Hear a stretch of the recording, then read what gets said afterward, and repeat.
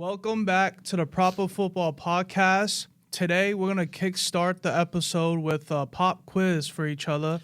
Yes, we are. In honor of the transfer window closing, we thought we'd just reminisce on some of the past transfers that have happened in our recent lifetime, I guess you can say, and see if we can remember some of the memorable transfers that have happened over the years. Yeah, so what we're going to do is we're going to go over the 5 transfers that we came up with. We have the fee, the date, the club that the player arrived to, and we also have one best January transfer that we think is the best January transfer that ever happened in EPL history. Yeah, so while we're going through it, let us know your thoughts in the comments. Who's the best transfer in January that you've seen? So while we get into it, we'll get to take a look at your comments and discuss in the future. All right, so let's begin. You want to take the... I was going to ask if you would like to take the honors, but... Want me to take it? It's up to you, man. You seem excited, bro. Nah, I think we're both excited. So I'll do it. I don't know. I'll do it. I'll start with the first one. I like this transfer, or this player. He started off, in this transfer, he came from QPR. He went over to AC Milan in 2014. Fee? And it was for a loan. For a loan. A loan transfer. Wow, that's... Let me see. QPR to AC Milan? Man, I can't remember that. What was the year? 2014. 2014? Shit. You know this player. I probably do. If you don't get it and I say it, I'm like, it's going to be one of them ones. Taarabt. Yeah. Abdel Taarabt. Yeah. Street legend. Yeah, nah. Street legend. I had to think about that real quick. I was like, yo, QPR to AC Milan. That's one of them players. You know what I'm saying? Like, when you think QPR, there's like a few players you think of. Yeah. So you really just got to dig deep because QPR, we haven't heard from in a while. I forgot about that one. I can't lie. It took me some time to remember that one. But, yeah, definitely a legend of the game and his skillful play, at least. You know, I liked him a lot growing up, but, too bad his career didn't turn out to be as good as it should have been. You know, all right.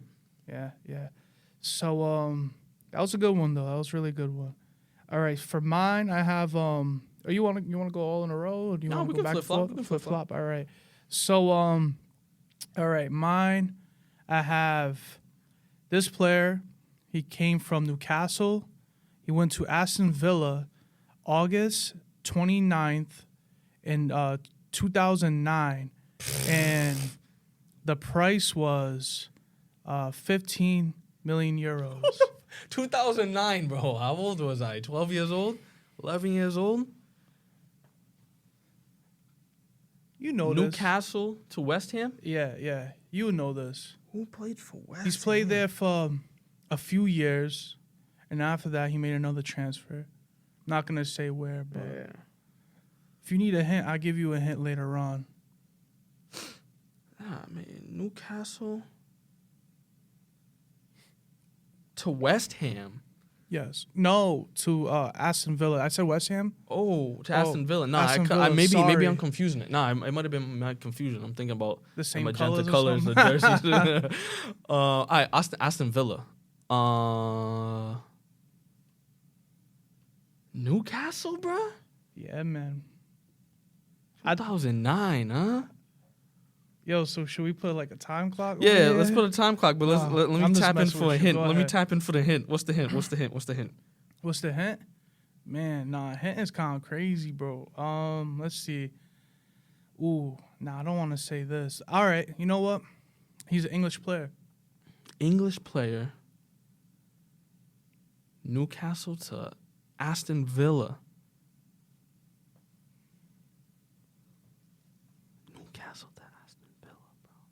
It's all right, bro. If you want to give up, you can give up. Sounds like it's a forward. Perhaps. I don't even know. I know he didn't play for Aston Villa. I'll give you another hint. He's not a forward. He's a midfielder. Nah, now I'm really thrown off. Nah, I'm going to have to pass. I don't know. You have to pass? All right. So, This player is James Milner. Milner. Yo. James Milner. I didn't know he played for Newcastle. Played for Newcastle. He played for a lot of teams. That's probably should have been one of my first guesses. So, yeah, my next hint was gonna be that he went from Aston Villa to Man City. So, he had some time at Aston Villa. I forgot he played for Newcastle. I didn't even forget. I didn't even know. Yeah. But yeah, utility player. If there's a definition for one, phenomenal player. Crazy. Yo, at his time at Aston Villa and City around those times, he was actually a very big threat to the game. And he's still doing that at Brighton right now. Props to him. All right, I got a more recent one. Coming from Ajax, making the transfer over to Bayern Munich in 2023. And this was a free transfer. So that might be a good hint. Free transfer. If you can catch my drift. You said Bayern? Ajax to Bayern? So it's not Delight. Who else could it be? Because Delight he went to Juve first, right? Mm-hmm. Then, Ajax to Bayern. Position, maybe? Yeah, I got you. Defender. Who is this guy? Oh, man.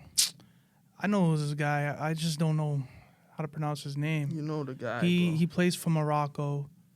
Right back. Starts with an M, right? I don't know his name. Mazwari. Yeah, it's him. So, I get half of that point, right? It's the wrong player, bro. Oh, it's not him? Yeah, it's not him. He didn't play for Ajax? I don't know if he played for Ajax. Oh. But I'll tell you what. Let me check if he played for Ajax. He might have. But I know who you're talking about. The player I was talking about was Daley Blind. Wow, that's crazy. Daley Blind. I was thinking like free transfer. If I say that, it's usually older players I go for free. But let me see. I'm talking about Mazraoui. Did he play? Yeah, he played for Ajax. Yeah, he came from Ajax. But he came in 2022. Wait, Danny Blind still there? Nah, he left 6 months later. Oh, yeah, he's playing in Spain. In Girona. Yeah. Crazy thing. Man, Yo, that was a good shout. Time. No, that was a good shout because Mazraoui came from Ajax, went to Bayern for a free transfer, but in 2022. Okay. Yeah. Daley Blind was 2023. Yeah. So I wasn't too far. That was a good shout. If I should have took more time, I probably would have figured it out, but it's all right. That was a good shout. That was a good one. So I'm just letting you know, all my transfers are pretty old. Yikes, bro. This guy put me at a disadvantage. No, but it's ones that you should remember because it was in our youth days when we were young. 10, 15 years ago when I lost my memory. Yeah. Facts. Now we're suffering from dementia. It's crazy. So, all right. This player came from Stuttgart. What? Played in Stuttgart. He went to Real Madrid in July 30th, 2010, and the price point was 14 million euros. 2010. I hear Stuttgart, I think of a German player. And in that era, I'm going to have to say Sami Khedira. Yes, and that's 100% correct. That was the time when he won the World Cup, and you know how Real Madrid is. They love buying players in the World Cup. You have a good performance, and I think that was actually a good transfer. He did some time at Real Madrid, and then he made his way to Juve. Very underrated player, if you ask me. Yeah, I think so too. Like he's kind of doesn't play the exact same, but like the Busquets, these guys that don't get all the credit for all the showboating, but very pivotal in the way they play. And Jose Mourinho coached him a long time. Love that guy. Yeah. I feel like most defensive mids don't get that much credit. Yeah. So, that was a good call. What's the next one for me? This one's going back a little bit, around the same time as what you just said. Started off at Benfica, made the move to Chelsea, and 2011 for 25 million euros.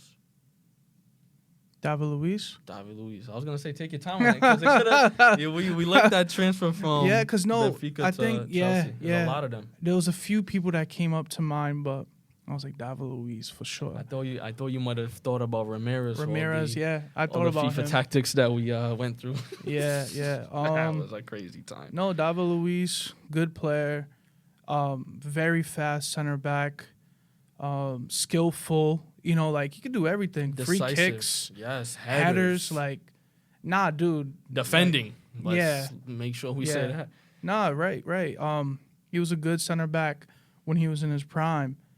So my next one, all right, is this player played at Arsenal, went to Barcelona, August 15, 2011, for 25.4 million euros. Arsenal to Barca, 2011. Yes. Not Thierry Henry, because I know he went in before that. Arsenal to Barca for 20 what? 25.4 million euros.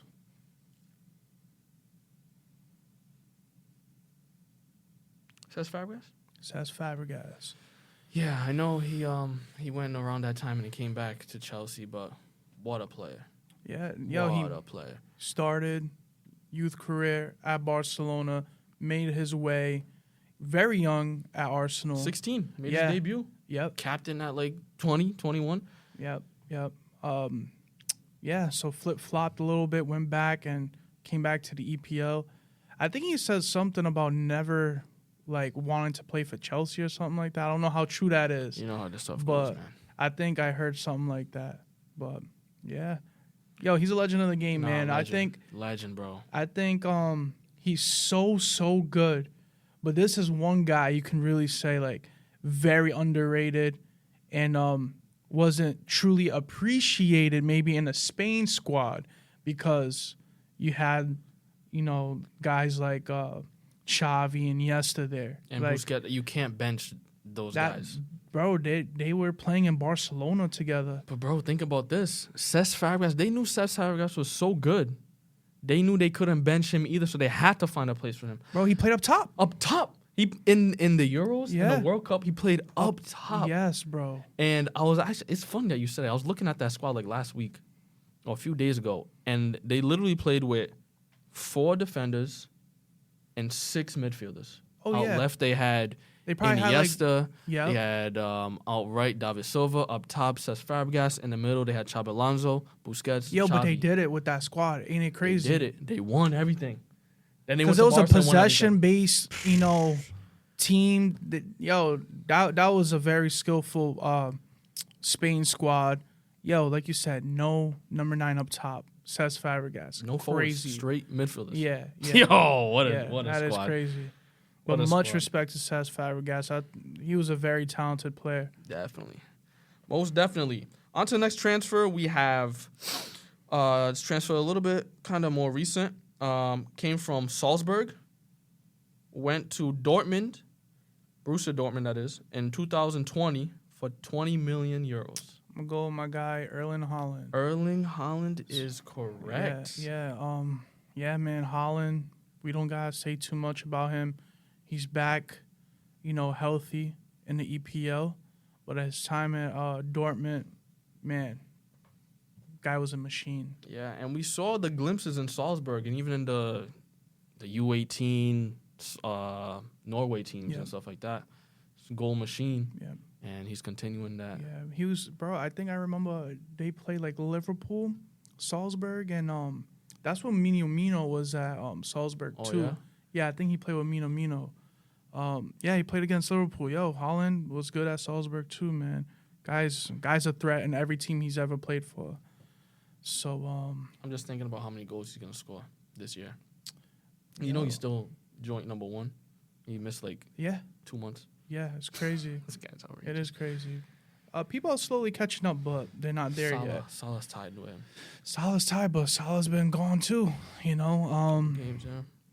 All right, so My next one I have, this player played in Bayern Leverkusen, went to Tottenham July 1st in 2006, and the transfer is 15.70 million euros. Quite the fee in 2006. 2006. That's a lot of bread. That's just saying that player playing in Bundesliga did insane numbers over there. It's a lot of bread and a lot of time that's passed since then. 2006. What was going on in 2006 in Tottenham? Not much. Nah, around 2006, around that era, they had good players. Defoes, like you knew all those guys. You knew the guys, but they didn't do much. I'm drawing a blank. Bayer Leverkusen. At that age, I don't even remember watching Bayer Leverkusen. Yeah. That's when Stuttgart was kind of on top. Going to Tottenham, 2006. No idea. No. Striker. I'm thinking. I'm thinking Bayer Leverkusen, a German striker. Only person I can think is Klinsmann. No, not a German striker. No. Who is it? You want to know? Yeah, I already guessed. So, this player also played for another team in the EPO after Tottenham. Bulgarian striker Dimitar Berbatov. Whoa. Yep. Dimitar Berbatov played for Leverkusen. Yeah. Didn't know that. Yeah, he had a good time there too. I remember Tottenham, then what? Monaco and Man U and all these places. Yeah. Huh. Monaco was towards the end though. Yeah. But good striker, man. Yeah, yo. He's even still doing videos on like how to have a good touch, like hitting balls off the cement walls, and like this is how you have a good touch. He said you just do that all the time. That's how. No, his touch was great. Yeah, his touch was great. I think makes sense. He's another one definitely underrated at United. He had his time. He was doing well at United, and then him and Fergie kind of fell off a bit. But egos, same thing with Zlatan. He kind of reminds me of that acrobatic, egotistical, but score a load of goals. Yep. Type of player. Yeah. Once in a generation, I guess you can say. Yo, so how many did you get so far? You got Khedira and Fabregas. Got 2 wrong. Yeah, so you. Well, one, yeah. You got 2. Milner and this one right here. Yeah. That I didn't get. Yeah. So you're doing good so far. You're doing good. Doing all right. I think you'll get the last one. We'll see. I think you could get this one. Chelsea left Chelsea to go to Zenit in 2017. Another hint for a free transfer. Ivanovic. Ivanovic. Yo, he was that guy. Pro. He was that. Yo, him at right back was wicked. And you would see Ivanovic, and you'd be like, this guy at right back, he looks more like a center back. He's not fast. He's not skillful. He, doesn't have that attacking threat. Bro, but when you face him, he'll be your biggest nightmare. Yeah, it's a different story. Big nightmare. Ivanovic. Yeah, he was a good Chelsea player. So, my last one, I have this player went... All right, hold up.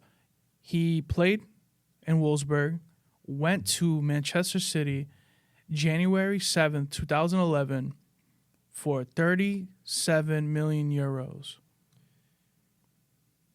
Biggest mistake Chelsea ever made. Yep. Kevin De Bruyne. No.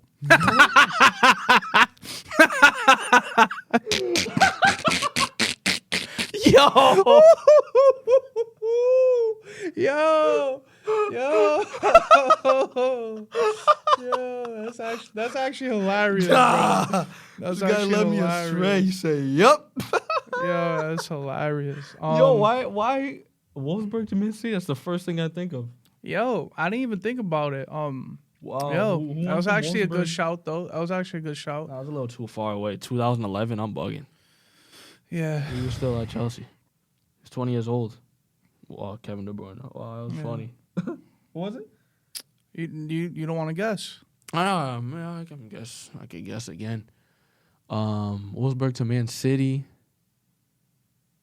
Wolfsburg to Man City. Bro, if you really put your thought into this, I know you know this.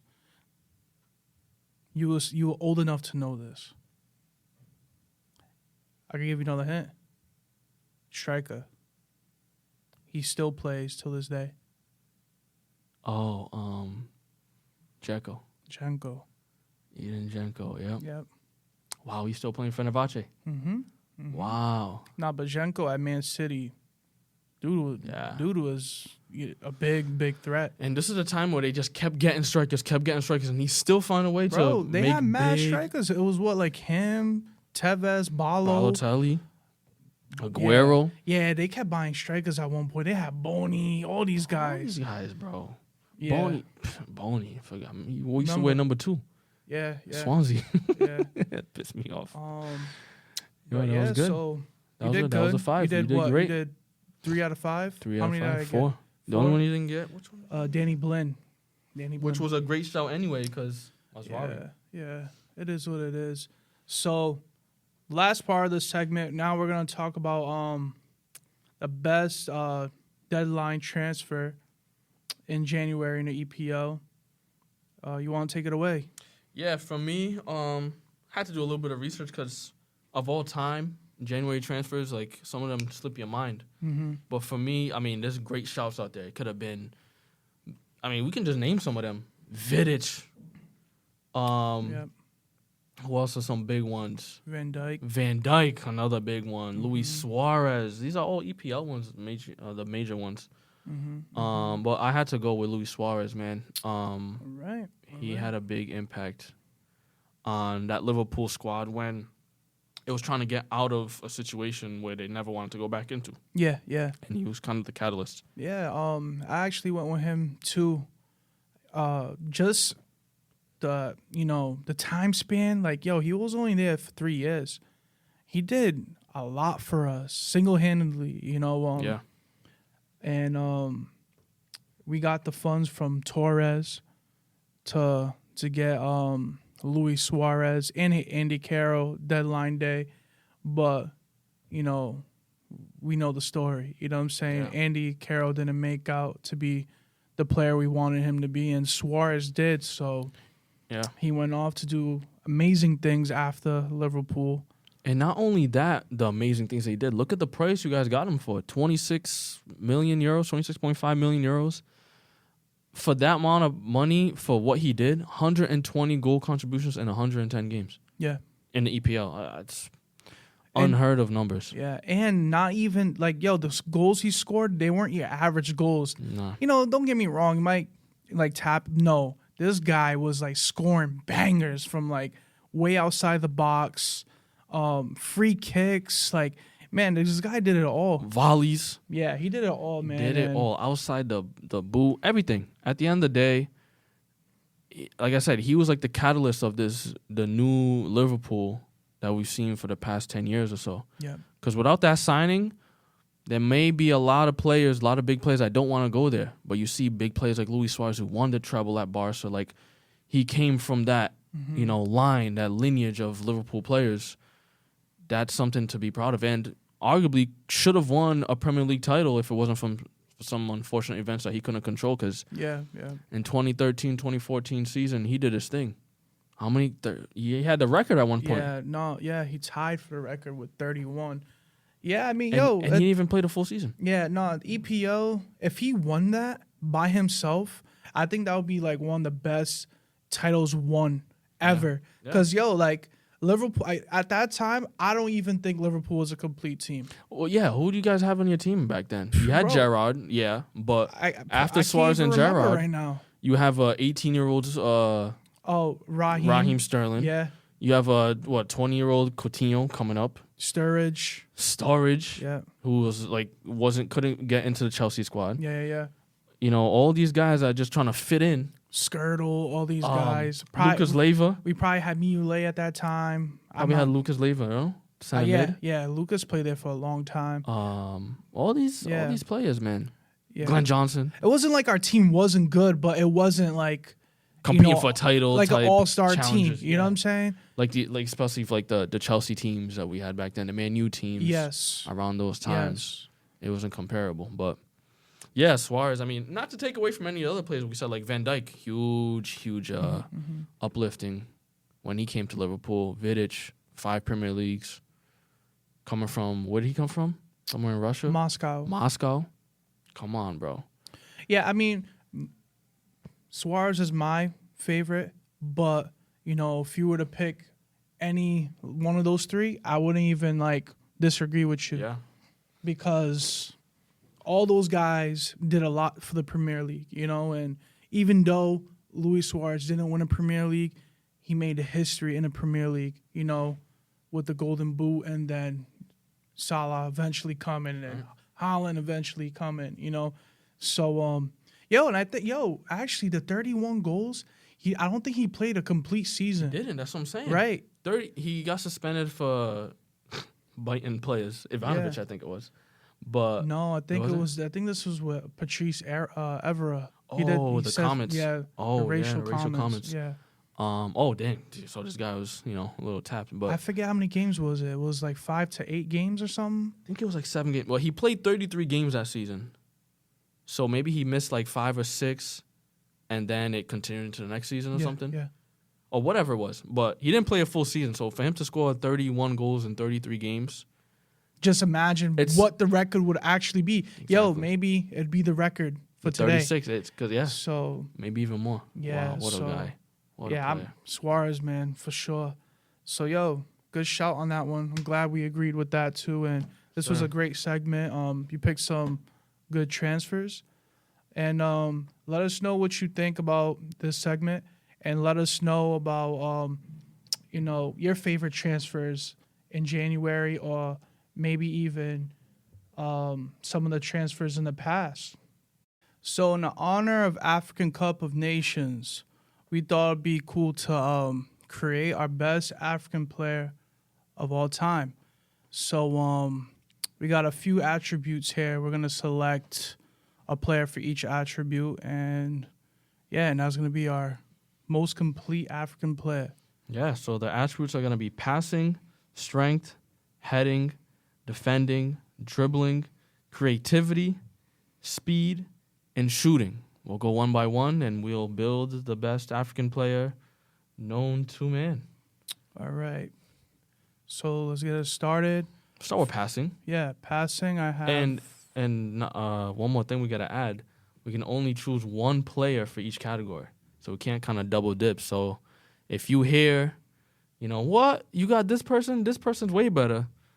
Let us finish. And, you know, you can even pause the video now and type in the comments who you'd have for each category. And we'll read them through. So my bad for cutting you off, brother. No, you're good. It's cool. So for passing, I put Yaya Toure. You know, Ivory Coast international, had some time at Barcelona, and had some time at City. I think he's a great passer of the ball. No, phenomenal passer. I mean, at Barca, we didn't see too much of it because of that midfield he had to compete with. Yeah. A lot of times they stuck him at center back. But when he got to Man City, this is where we could see his vision, where he could either pass, shoot. He could do it all. Let's keep it real. Yaya Toure was one of the best. But finding them through balls, running so fast and slipping one in, is kind of like Kevin De Bruyne, bro. And it was scary facing him. Yeah, no, I mean, that's a good point you made. He was a leader at one point at City. He did everything for them, but passing, for sure, I think he's the best African passer.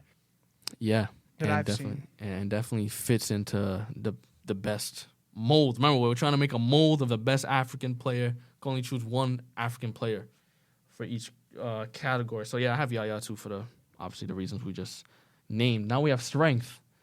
For strength, you know, could have went with a lot of players, but I went with Victor Osimhen. Victor Osimhen, all right. I think he has, like, you're not going to look like Akinfenwa, but you know when you touch him, he's got some strength. He got some height. He's jumping for the ball. He's holding up the ball. He can be a proper number 9 if you need him to play in that role because he has that strength. He's not going to look like it. But there's some players that, you know, this guy's strong. He looks a little scrawny, but he holds the ball up pretty well. He's going to hold up that ball. And I didn't want to leave him out of this because I wanted to put other players in certain situations. So I put Osimhen for strength because I think has some good strength in him. All right. So for mine, this is an old guy that we grew up watching. Much respect for this guy, and I wasn't even a fan of Chelsea growing up. I went with Essien. Oof. So Good shout. Defensive player, but strength. Wow. You can't deny that he's a very strong player on the ball. I forgot about Essien, bro. Ghanaian national. Yeah, Ghanaian national scored a great Champions League goal for Chelsea. Top net. Yeah, I think I might need to switch mine to Essien because wow. Nah, real talk. Good shout because Essien strength, not only like on the ball, but going into a challenge. Yeah, don't play with that. You might not make it alive. Don't play with that, bro. Yeah, I think Essien has to go with strength. That would be, strength and tenacity. Yep. All right. Strength goes with Essien. Now heading, I put the only one, Didier Drogba. It had to be. It had to be. Yeah, this guy is just you can't say much about him. Heading, scored a lot of headers, and he's a big guy too, so he could always like jump, and win balls. Yeah, I mean the one that comes to mind is the Champions League final against Bayern. I mean, the way he just snapped his head and just Neuer just no shot, man. And that's not the only time he header after header after header. You can just go on highlights and see all these amazing goals that Drogba has. So yeah, heading for Drogba. For Drogba for sure. For me defending, I had Essien in mind for defending, bro, but then I was like, nah, I gotta pick a more proper defender. I put Koulibaly. Okay. I put Koulibaly, obviously not for what he did at Chelsea, but more for what he did in Napoli and Senegal. Yeah. Watching the African Cup of Nations, not of this one, the one like 2 or 3 years ago. Just a rock, bro. Like even in Napoli, he was like the commander in chief of that back line leading up to the front. Like you see Koulibaly, and he was like the Van Dijk of Italy. You can think about it like that. For players who didn't really, if people who was watching who really didn't see Koulibaly at his prime, think of Van Dijk in the Italian league. Fast, strong, IQ was there, passing out the back, tackles, heading, all of it. Yeah. No, I feel like a lot of clubs were eyeing him for a long time too when he was in Napoli. Yeah. And he just kept prolonging, Yep. And then he left pretty late in his career. Yeah. And then what? That 1 year at Chelsea? Well, it was 1 year, right? It was 1 year, and then right to Saudi. Right to Saudi, yeah. Sad, but I actually went with someone different. I went from an old classic defender. He played for Arsenal, City, and Liverpool in the Premier League. I went for my boy Kolo Toure. Kolo Toure. So I got both the Kolo Toure brothers. Kolo Toure at City, he did a lot of damage. Arsenal did a lot of damage. And even towards the end of his career at Liverpool, I think he made a good impact. Yeah, he definitely made an impact, whether in the dressing room or on the bench or on the field, wherever he was at. He was always a good guy to have around. I just don't know if he made the impact that Koulibaly did when he was in his prime. Like, if I'm thinking Kolo Toure's prime and Koulibaly's prime, bro, who would I rather have in my center-back pairing? If I have Van Dijk and somebody else, bro, I think I might go for Koulibaly, bro. Fam, just think about it. They both won African Cup of Nations, and Kulo has 2 Premier League titles. Right. Kind of tough, man. But that because of him or because he played for City? Yo, he got 2. Did he even? He got 1 English Premier League at Arsenal and City. He got 2. Does it say the year? Yeah, so Arsenal 2004. 2004, the Invincible season. So English Super Cup 2003, 2005 at Arsenal. FA Cup, he won 2 at Arsenal and 1 at City. Got some titles at Celtic too. Yo, it's not a bad shout, man. It's not a bad shout. If you're gonna go with Kulo, that's fine, man. I think it's cool, man. I think he just has a better style of play, better influence on the back line. If I want a defender and I have those two, no disrespect to Kulo because I love Kulo, but bro, Kulo when he was younger though, he was fast, bro. Yeah, he was coming at you hard. Koulibaly? But I think you're remembering Koulibaly towards the end of his career. I think you're forgetting what he's done. Kolo Toure. Kolo Toure. Yeah. I don't know. Look at Koulibaly, 2-time Footballer of the Year for Senegal, going against Sadio Mane. Yo, obviously African Cup of African Cup of Nations winner. He won the Supercoppa with Napoli when Juve was on a run where for like 10 years they couldn't stop winning. Won the Italian Cup. Come on, man. I gotta stick with Koulibaly, bro. All right. Just because if I have the choice in the prime, that's what I'm getting based on their individual skill. Yeah. Koulibaly's not gonna have the Champions Leagues and the Premier League titles because he wasn't there. Yo, but as a player though, I think you're forgetting what he's done. But if you want to, what are we doing? Are we creating our separate players? Or are we putting them together? Yeah, if we're gonna create our own player, we're gonna put Koulibaly in the defender category. All right, so we'll do Koulibaly. Next one, maybe I'll have to concede. Dribbling is the next one. I put Mo Salah. I think he's a good dribbler on the ball when he's attacking players, and he's a big threat when he's dribbling at you, and I think a lot of players are scared to play against him. Yeah, he is definitely a fast dribbler. I didn't have him, but I could see why you put him. I just put him in a different category that we could probably flip-flop, and we'll get to it. But the only reason why I didn't put him in dribbling, because I think there's a dribbler that's better than him. But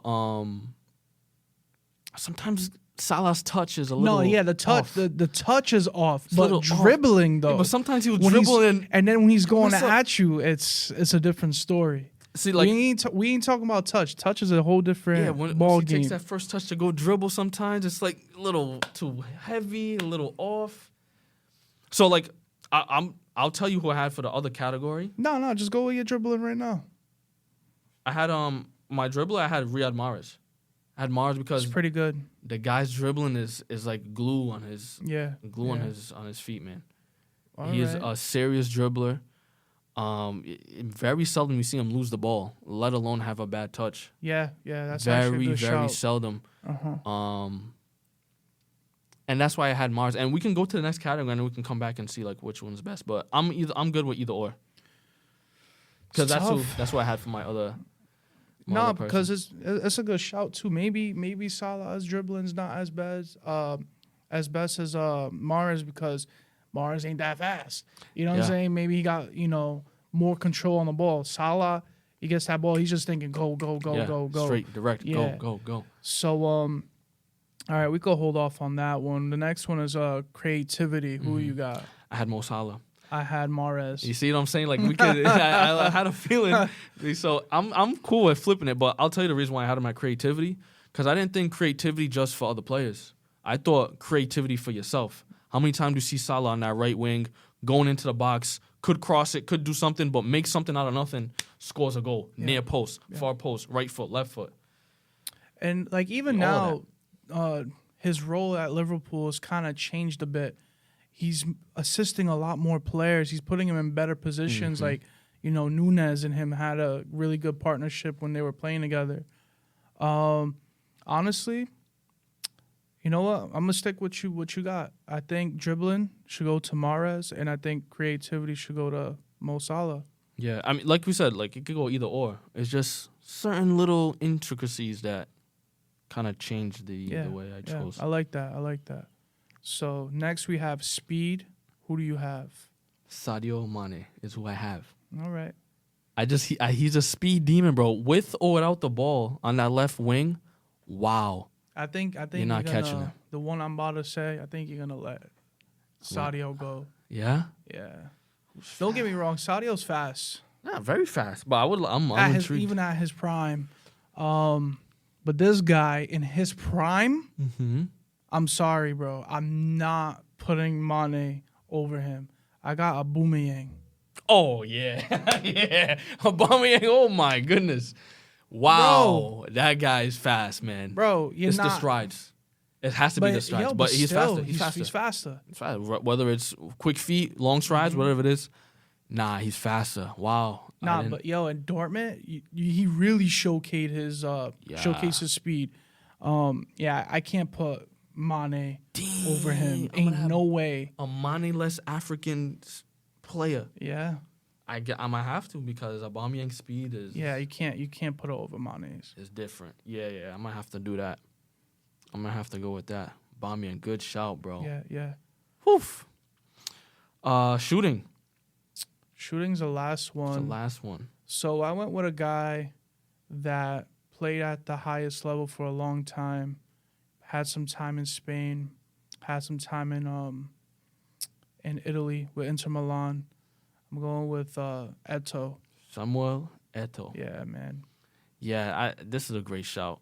Like you said, see him at the highest level, win Champions League with Barca, win Champions League with Inter Milan. Only player to do a back-to-back in different teams. And the goals he scored, like, a lot of times we take him for granted because he played with these phenomenal strikers like Milito at Inter, Messi, Ronaldinho, all these guys. But he kind of reminds me of, like, David Villa. Like, played him out on the wing, but can finish any which way. Place it into the back post. Smash it near post. Any which way. Volley, tap it, whatever. Yeah. Him at his prime, unstoppable. Unstoppable, bro. Samuel Eto'o, what a player, man. Yeah. Arguably the best African player of all time. Arguably. Yeah, could be said. He's up there.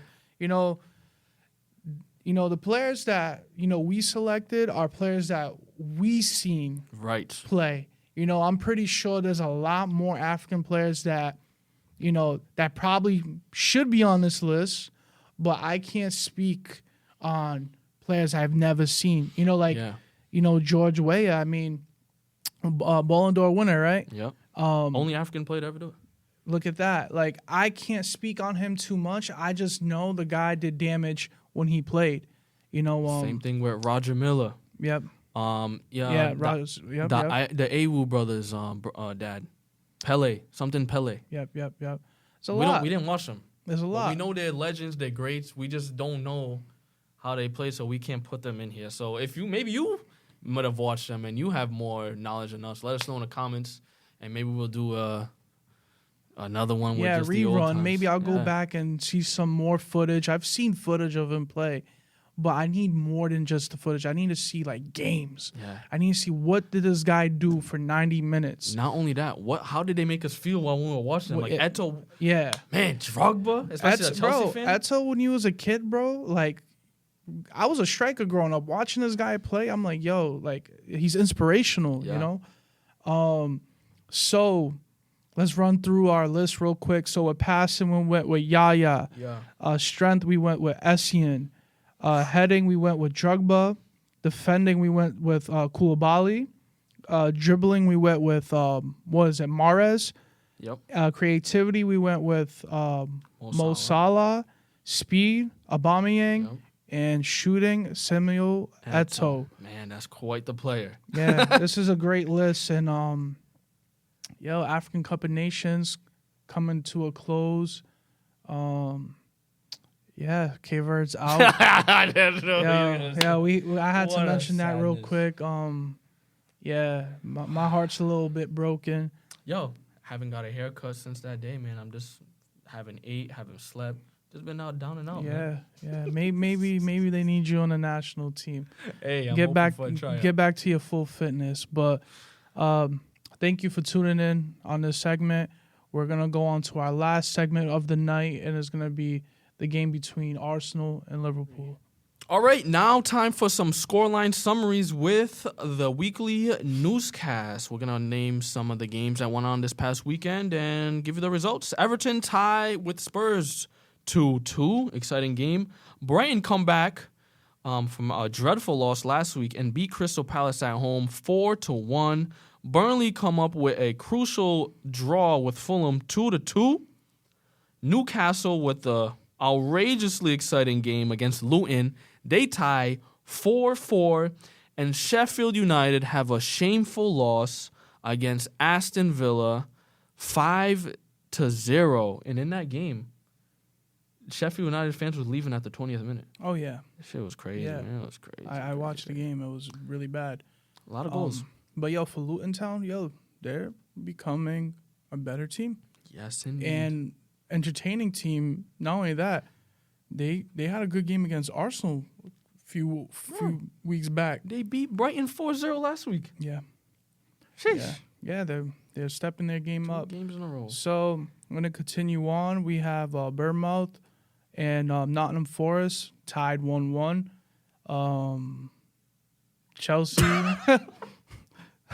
Chelsea and Wolves. Wolves win 4-2. The laugh said it all. All right, next game. Terrible team. All right, United pull off a clean sheet against West Ham. 3-0, Garnacho with 2 goals. Højlund scores. We have Arsenal versus Liverpool, which we're going to talk about right now. We lost 3-1. Terrible. Yeah, for sure. And Man City versus Brentford today. They played. It was 3-1 and a Phil Foden hat trick. And I took this man out my fantasy this week, and I put Kevin De Bruyne in. Sad week for me. Could have had an extra few points. Yeah, Foden went off. But it's all good. You captain Oli Watkins. You're good, man. I need more. But this is record for most goals in a weekend. Oh wow. For like 44 goals. Something like that. That's crazy. Yeah. Yeah, it looks like a lot of goals. I ain't gonna lie. Yep. Damn, Sheffield United didn't want to help, and West Ham didn't want to help. Nah, I'm messing with you. So we're gonna talk about Arsenal and Liverpool. Game of the week. Before the game, I feel like there was a lot of people talking about how Liverpool would come out and win this game and all these other things, and it didn't turn out to be that way. I mean, it was a pivotal game for both. It's if Liverpool wins, can Liverpool go out and extend their point difference against Man City, who's have some games in hands? Yep. Or if Arsenal win, can they get back into the title win? Because this can get them right back into the conversation. This is first versus second, all these type of things. And I think the most crazy thing was that everybody knows Klopp is leaving. So the Liverpool player is going to step up and play for Klopp and make sure they get these wins in these crucial times. Or is it still, not going to matter because certain things are just inevitable? Yeah. So it was very interesting, the storylines that could have happened throughout the game. Yeah, we faced Arsenal for the third time this year. First one ended up with a 1-1 draw. And then, what was it? FA Cup, I believe. Was it FA Cup? Yeah, FA Cup was a 2-0 win for us, and now we lost 3-1. So, a win for each and a draw, one draw. So, going to the game, we had, a 5-point advantage. Prior to the game, you win the game. 8 points. At that point, if you're Arsenal, you think an 8-point gap, you might still think, all right, we can win, but it's going to be hard at that point because then I know they got City coming up soon. Yeah. So just imagine, if they lost and then they went to play on City, they would be forced to win that game. Not only that, they have to go to City's grounds. Yep. They beat them already. Arsenal already beat them, but that was at the Emirates. They have to go to the Etihad now, which is a different ball game. So it could have been a loss. Yeah. I wasn't a big fan of the lineup. Had some injuries though. Yeah, we had some injuries. Szoboszlai, now you can see how much of an impact he is for the team. Huge. I think we lost a lot of his energy and his attacking presence because you add Gravenberch and he doesn't give you the same style of play as Szoboszlai does. But, I mean, he did help a bit, He's the reason why we ended up scoring that goal. That own goal, at least, because he played the ball in. Yeah. I mean, like you said, it's a different style of play. Szoboszlai is going to give you that pressing and attacking presence that Gravenberch doesn't have it. You know what I'm saying? And yeah, he's creating that chance there, but let's keep it real. That first goal that Liverpool scored, that was down to Saliba, man. And it was crazy. This whole game was just pretty much mistakes from both ends, from players that you wouldn't really expect it from. But we'll get to that when we get there. But it was a little disappointing from the start from Liverpool. But I understand they had injuries, like Trent is just coming back. We really didn't see much creativity or the type of play that he plays. Connor Bradley, who had a phenomenal game last game, inevitable. Yeah, but I want to chime in real quick. Connor Bradley, everybody's talking about him now.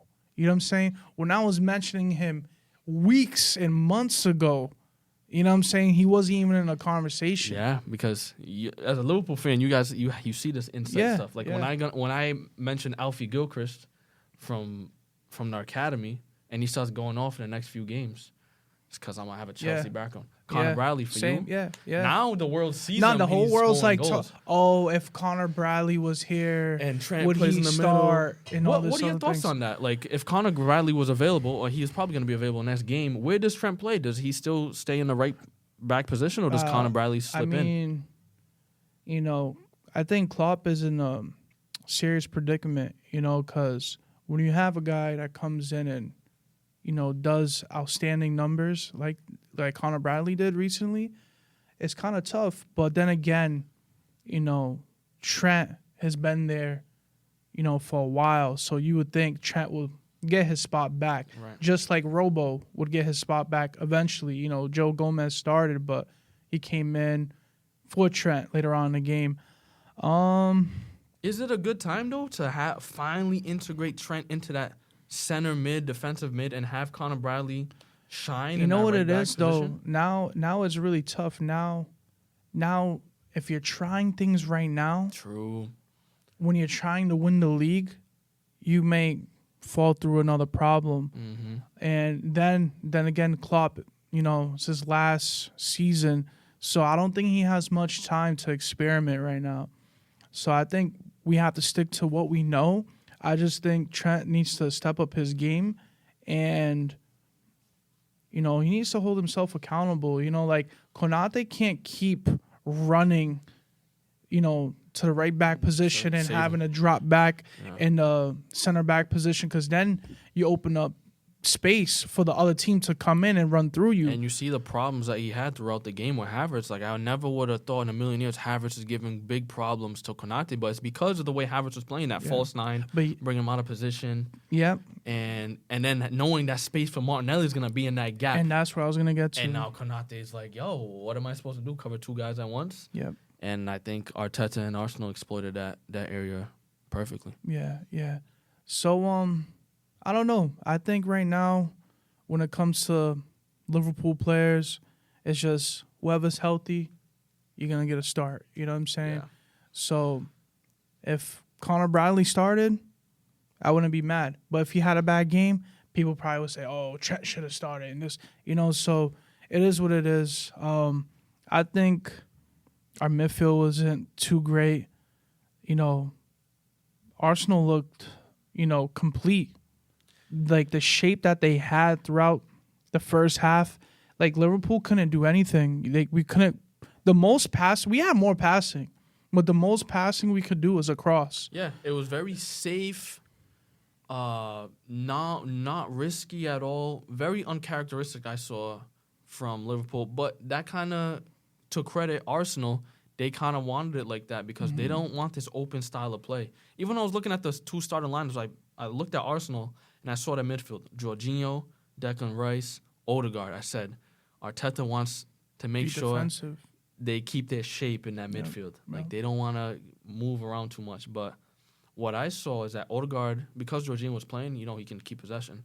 Odegaard has a little bit more freedom to move up forward more, and him and Havertz were playing off each other, which gave McAllister, who was playing in that number 6 role, a tough time because you can't play them two at the same time. Yeah, and that's a good point that you made.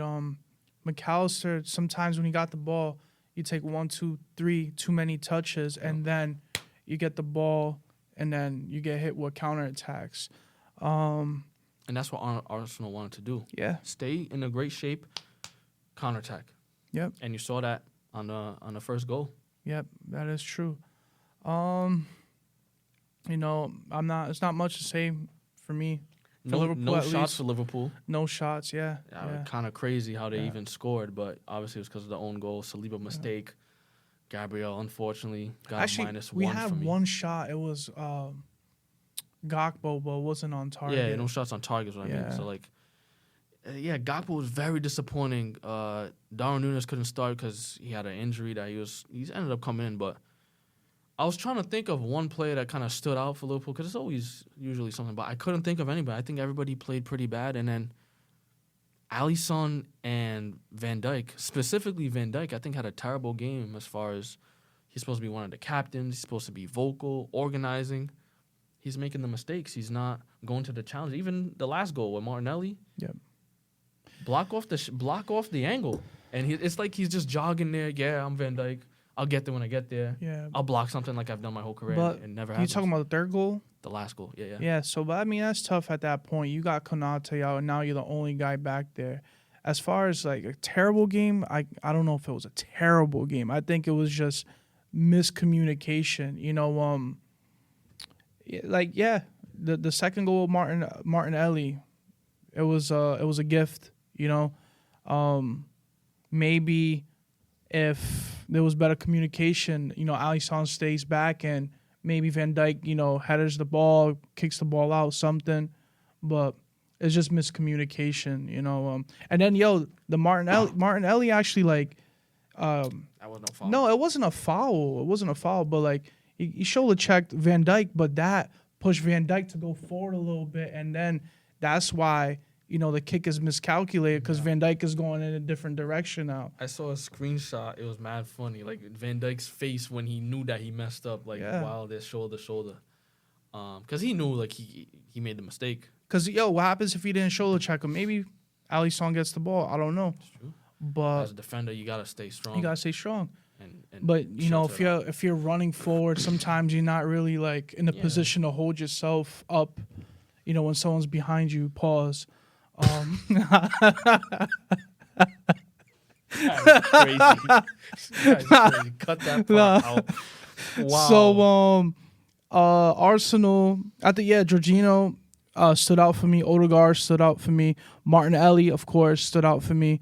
You know, everybody in Arsenal pretty much played good in the midfield. Declan Rice was pretty quiet, but you can see his presence. Like, yeah. I think it's because Jorginho had so much time on the ball to get it to Odegaard. He had so much time to play in the field. Yeah.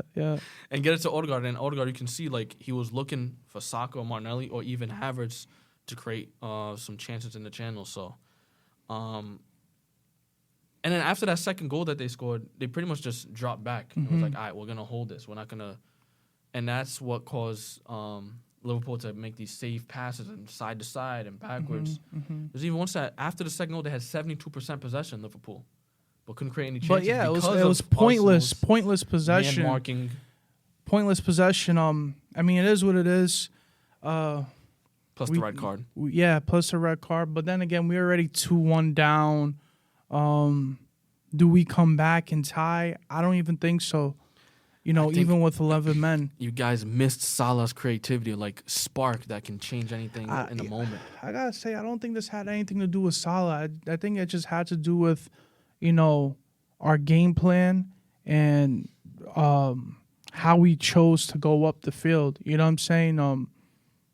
I think more so Szoboszlai is the bigger loss right now because, you know, the front three, okay. Like, I'm cool with Gakpo being up there, but Gravenberch, you know, definitely hasn't been that guy yet. You know what I'm saying? He has been getting a lot of starts, a lot of minutes. Curtis Jones, 100%. McAllister, okay. But, you know, I think the midfield was the problem.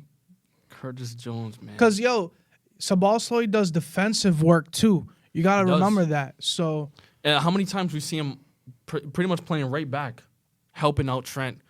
I think it was against City. On one of these big teams where Szoboszlai was just coming back and helping Trent every single time. Yeah. This guy's an engine. So, you guys definitely missed him, and it would be good to have both of them back, which should be pretty soon. Yep. What's next for Liverpool, man? You guys sitting in first still. Man City just beat Brentford. Let's see. They got, Everton next or so. That'll push them up to first place if they win that game. Sad, bro. Is Man City going to go on this run? It looks like everybody's healthy now on their team. They're, like, guns blazing. Yep. Does Liverpool, Arsenal, does somebody have enough to push Man City to the limit? Or are we going to come to terms that Man City's looking like they're going to take it? I really hope so. I don't want to speak too much on it, but, when you look at some of these fixtures coming up, City got, Everton. They got Chelsea. Big club. Who else? You got Brentford again, Bournemouth. Like, the schedule looks really easy for them. United. And then they finally face us March 10th. And then they face Arsenal March 31st. But let's not forget, they're still in the FA Cup. Mm-hmm. They're still in the Champions League. Is these runs of games going to tire them out where they're going to have to rotate certain players in certain games and maybe somebody can catch a point or two? I think the Champions League tie and FA Cup tie too, like, they're going to face a Luton Town. I mean, I don't think they need a FA Cup. FA Cup. I don't think they Copenhagen. Copenhagen, like, Champions League. I'm not trying to downplay these teams, but I don't think it's worth playing, your starting 11 that game. Think about it. You got guys that's not getting minutes right now. You know what I'm saying? Like, Grealish, I don't even know what's going on with him. He didn't play today. Yeah, but he coming off the bench. Yeah, but you haven't really seen him starting, like. Yeah. So maybe those are games he's gonna play. Sure. I haven't seen Doku lately, and I don't think Doku is gonna be in the lineup now. Now you have a healthy Haaland. Yeah. You're gonna see. Gonna be a lot of rotation. Look at Stones didn't play today. Yep. Ruben Diaz didn't play last game. So now they have options. I don't think rotation is gonna be the problem. I think they have an easy schedule going forward. If I'm to say, they're gonna be in first place soon. It is just a matter of, can Liverpool and Arsenal push too? Because we know City. You know what City does. Towards the end of the season, you just keep going. Yeah, I think it's going to come down to the head-to-heads. When Liverpool faces Man City, when Arsenal face Man City, the winners of those games are the ones that are in position to win the title. Yep. So I guess we'll have to see. I still see Man City winning it, unfortunately, but... hopefully Chelsea can get into sixth place or something because this is outrageous. Your hopes are way too high. Think so? Fam, sixth place, Kelton? Yeah, we're in 11th. Yeah, I'm not gonna lie to you. Sixth place is a stretch. Like, you got Aston Villa that just broke into top 4. You got Tottenham that's in 5th. You got United in 6th. Okay. United looks a little better now. They do.